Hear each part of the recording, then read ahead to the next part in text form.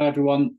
I'm going to speak a little bit about goal setting tonight, and then also motivation as well. This follows on from a workshop that I did last month with a group at the tennis club, and just wanted to take a little bit of a brief look at it for the newsletter. So, two types really of motivation that we've all sort of been taught would be intrinsic and extrinsic. The money part of things may not relate to all of us at sort of grassroots or lower levels, but I think most of us can identify with being motivated by some of the factors on either side of the intrinsic and extrinsic. In relation to the workshop that I did, we actually spoke a little bit about either side of things, and started to identify what things maybe motivated us, what didn't, also maybe what caused us to lose motivation at different times. The way we best basically phrased this was, what's our why? Why do we play? The group were really good and engaged with this, and started to look at it was fun for them. They wanted to learn new skills. They wanted to be part of a group, even though they may be playing individually. So some really good answers, and we'll get onto it in the next slide. But there's no real good or bad motivator, really, when we're looking at it. You can see the 5 different types on the left-hand side that then get grouped into autonomous motivation and controlled motivation. So extrinsic and introjected, you might be trying to get a reward or to potentially avoid punishment. So in the short term, they're both great, the controlled motivation. But in the long term, it tends not to stick, and it tends not to be a great motivating factor for us. The 3 in the bottom left, looking at autonomous motivation, actually strongly predicts long-term and more consistent behaviour. It obviously must be the right behaviour that we're doing and we're sort of engaging with, but more often than not, it is. So, looking at self-determination theory, and it sort of underpins what I've been speaking about already, but it has 3 basic needs that underpin the model, and sort of have to be 3 basic needs have to be met in order for us to be intrinsically motivated moving forward.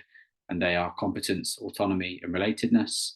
Are we competent in terms of the knowledge, the skills, the ability where we're at? This is really important actually for coaches, support staff, for parents, and obviously our athletes as well, to be mindful of how competent we are. Autonomy, we need to have some control over what we're doing. We need to feel like we're in control of what we're doing as well. Maybe not too much control, because there needs to be a balance, but also can we have a say in what we're doing? And that comes in with some of the goal setting. Relatedness, do we feel like we belong? Can we relate? Is there a connection there between maybe what I'm doing now in training and what I'm seeing in matches, for example? Is that need being met? Also, connection with a group that I'm training with, a coach that I'm training with as well.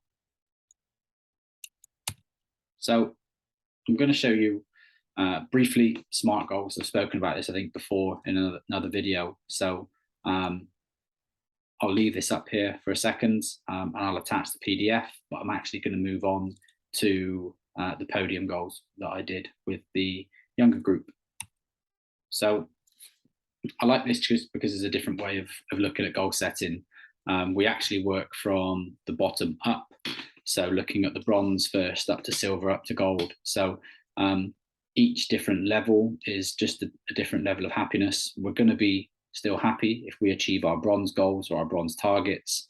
And that is what is the bare minimum that we'd be happy with. So that may be, we did it from September up until Christmas for the group that I worked with. And that might be winning more points in points-based games at the end. It might be working on a specific skill. If we're looking back to what motivates us, maybe that's learning the new skill or maybe going from okay to good at a certain skill. Maybe that's volleying, maybe that's serving, maybe that's less double faults. Silver might be, again, we don't always have, we can have a mix of outcome as well as sort of process goals. So an outcome may be reaching the quarterfinals of a tournament, reaching a semi-finals of a tournament. That would be great. And then gold, it may be winning a tournament, for example. The reason I showed you the SMART goals just before is because we still need to keep in mind that they need to be specific, they need to be measurable, and all of that sort of stuff as well, because we can't be going and setting unrealistic goals just because everything goes amazingly well for a gold goal.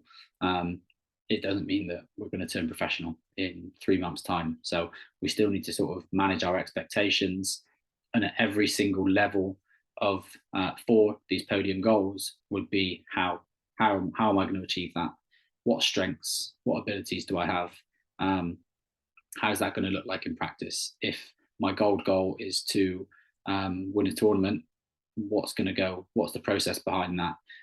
And some of the group back in September were really good at identifying different steps that they may take. So that may be, what's my attitude like at training? What effort am I putting in? What am I specifically focusing on week to week that's actually going to help me get there? Because sometimes that gold goal or the silver goal may look quite big and daunting when written down on paper, but actually when we break it down into steps, it doesn't look so scary. The bronze is there, that's our sort of baseline. I'm going to be happy with this no matter what. That might be with some of the groups that have worked with me before, that may be sort of exploring our values, having fun, enjoying things, learning a new skill.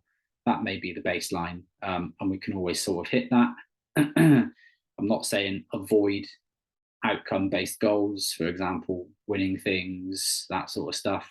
That can definitely go up there, but what would be great is if we can start to understand the process behind that and how we actually going to achieve that goal.